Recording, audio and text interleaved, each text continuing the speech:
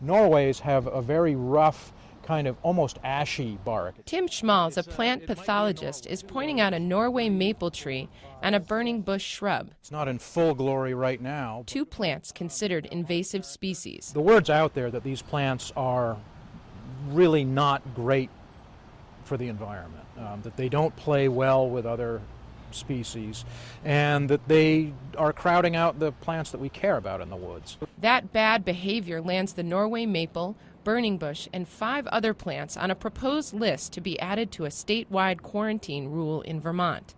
If approved, landscapers and others in Vermont could no longer use them starting in the spring of 2012. We're trying to keep our focus on movement of weeds in commerce and deliberate movement or distribution through business, through commerce, through landscaping activities, or through the nursery trade, things like that. In an urban environment like this, there's not much chance of this invasive plant spreading.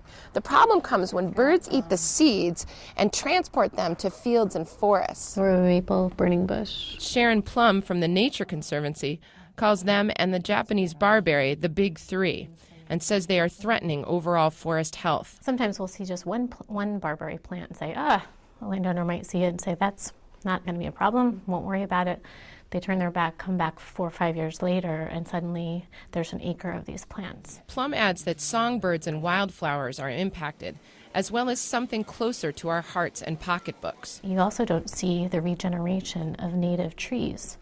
So once these get into sugar bushes, the future of maple sugar industry in Vermont is at risk. The Nature Conservancy is hoping the sunset period for nurseries to get rid of their existing inventory will be shortened from 3 years to 1. We need to prevent these plants from moving, and in addition to that, urge gardeners to dig up what they do have, go support their local nursery, and purchase a safe alternative. For Echo and News Channel 5, I'm Conservation Correspondent Bridget Butler.